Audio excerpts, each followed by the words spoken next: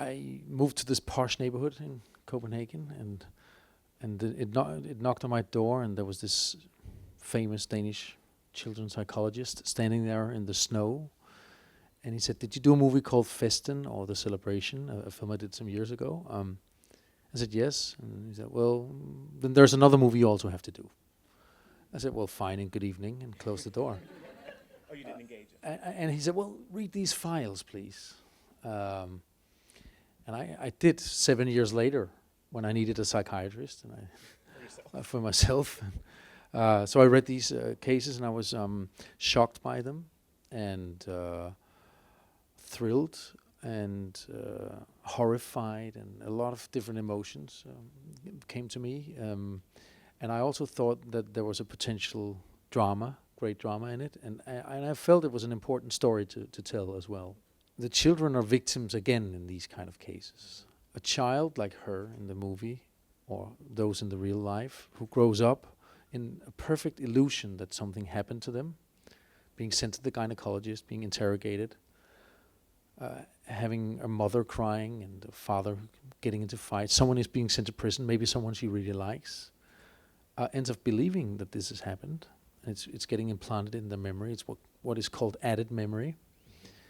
And they grow up as victims and grow up with similar problems as those who are real victims. And I thought that was something that needed to be told. It was very important for Thomas and Tobias, and also when I read it, that we didn't make it into a thriller. For us, it would be too banal. We wanted it to be a film about the interaction between people, and how, in this case, great love can turn into enormous fear and eventually enormous hate, and how simple and small means that takes. It was a challenge, though. People are used to the convention of being played around with, and they expect that. So every time we had a camera in a bit of a low angle and steamy glasses on Mads, and he did look a bit pedophile, we had to change the angle very quickly. I've always wanted to work with Thomas, and then he gave me the script, and I found it beautiful and heartbreaking, and also very, very frustrating to read. I think we all have that feeling. I did, at least when I read it, that I needed something to happen. Why is he not doing it? I needed my anger to go somewhere.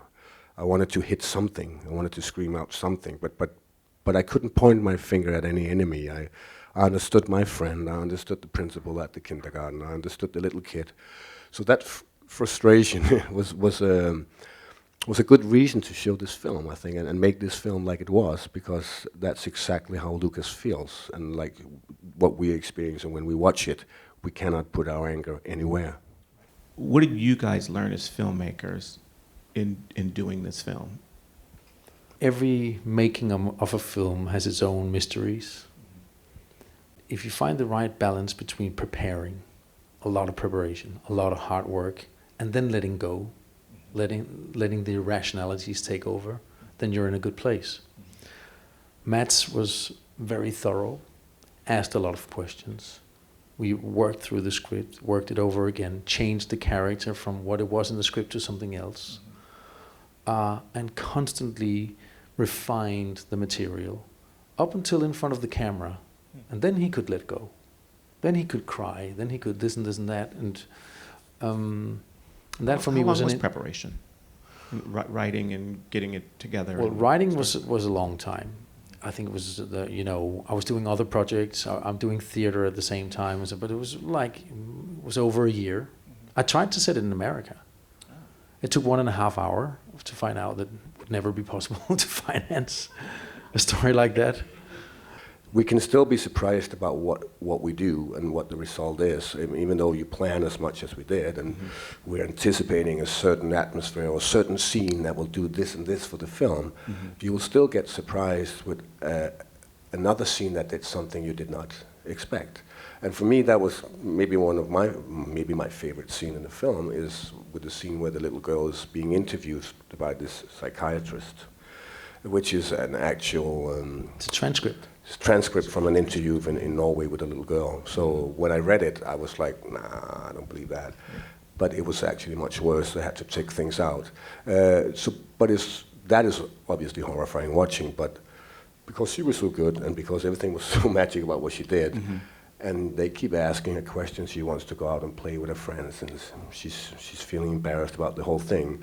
But when she eventually goes nodding, when you ask her, did it happen in this room? And she eventually just gives up and nods.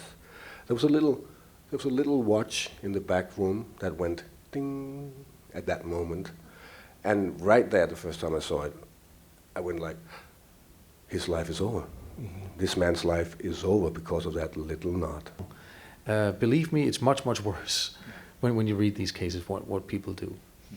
A lot of the times, it's the parents themselves who go back to their kids, and they keep asking the same question until the kid nods, and until the kid starts dreaming that answer, and it becomes part of their memory. I just want to add, and I'm sure I don't have to say this, but we are not questioning the fact that there are thousands and thousands of kids being abused out there. This is not what this film is about. This is obviously a take on the other side of the coin. We still know that there's a lot of work to do out there for the little ones, but we're making a film to clarify that you can also be a victim as a little kid when the opposite happens.